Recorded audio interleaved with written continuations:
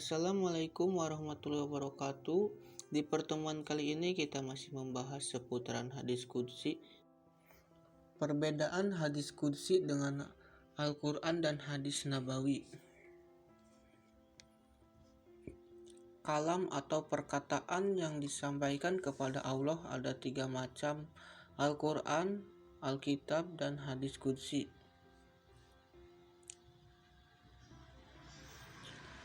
Allamah Ash-Shihab bin Hajar al-Haytami menerangkan dalam Syarah Al-Arba'in An-Nawawiyah pada penjelasan hadis yang diriwayatkan oleh para ahli hadis Damaskus, riwayat Abu Dzar al-Ghifari dari Nabi.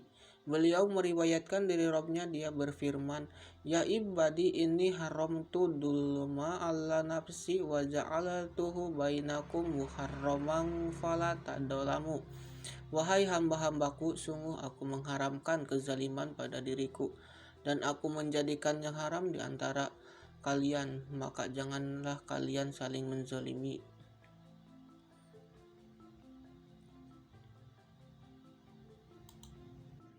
Dengan pernyataan hadis tersebut ada catatan penting yang besar manfaatnya untuk diketahui terkait perbedaan wahyu yang dibaca Al-Quran dan wahyu yang diriwayatkan dari Nabi dan Rabb yang bersumber dari hadis-hadis ilahiyah yang disebut dengan hadis qudsi, yang jumlahnya lebih dari 100 hadis, sehingga oleh beberapa ulama disatukan dalam satu juz buku tebal.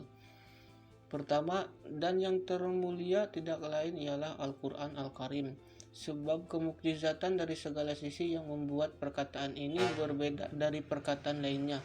Ia kitab abadi sepanjang masa, terjaga dari perubahan serta penggantian, haram disentuh oleh orang-orang yang berhadas, haram dibaca oleh orang berjunub, haram diriwayatkan secara hukum, wajib dibaca di dalam salat. Disebut sebagai Al-Quran, kitab yang dibaca setiap satu hurufnya bernilai 10 kebaikan.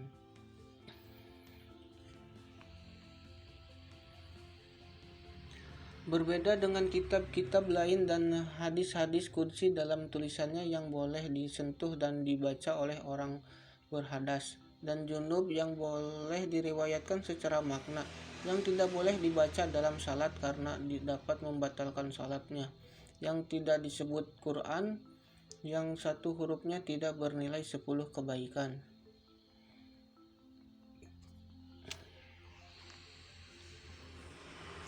Kedua, Alkitab atau kitab-kitab suci milik para nabi sebelum mengalami perubahan dan penyimpangan. Ketiga, hadis qudsi atau hadis yang diriwayatkan secara ahad kepada kita dari Nabi Muhammad SAW yang disandarkan kepada Allah.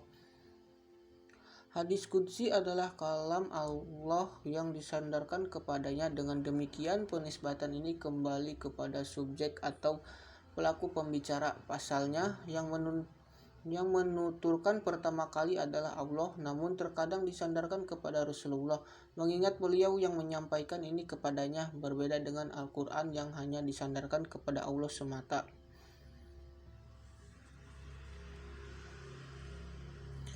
Redaksi yang umum digunakan dalam hadis qudsi sebagai mana disebut sebelumnya. Allah berfirman atau berlafaz.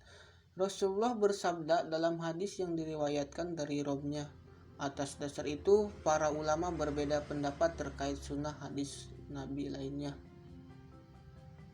Allah Subhanahu wa ta'ala berfirman, "Wa ma yantiqu 'anil hawa," dan tiada apa yang diucapkan itu apa yang disampaikannya kepada kalian menurut kemauan hawa nafsunya, menurut kehendaknya sendiri.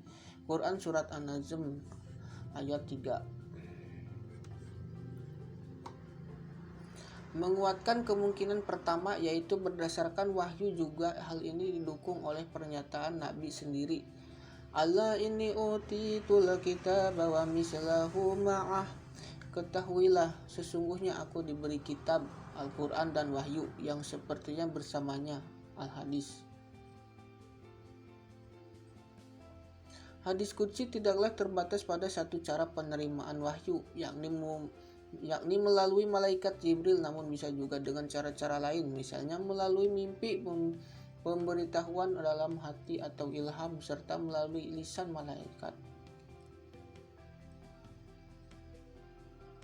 Di dalam Al-Kulliyat karya Abu Baka terkait perbedaan antara Al-Quran dan hadis qudsi disebutkan, lafaz dan makna Al-Quran berdasar dari Allah melalui wahyu yang jelas, sementara hadis qudsi lafaznya dari Rasulullah dan maknanya dari Allah melalui ilham atau mimpi tanpa melalui perantara.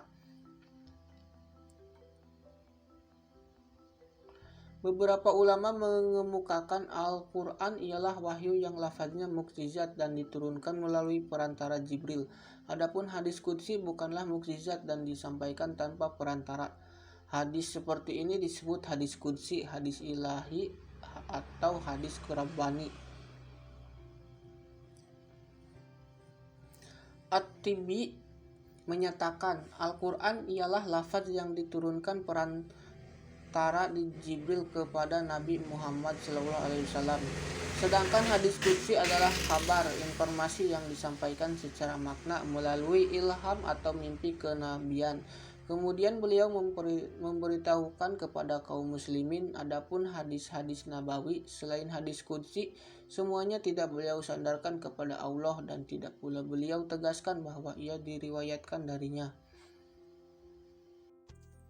Wassalamualaikum warahmatullahi wabarakatuh. Sekian tentang ringkasan perbedaan hadis qudsi dengan Al-Quran dan hadis nabawi. Semoga bisa bermanfaat dan jangan lupa subscribe, like, and share agar channel ini terus berkembang.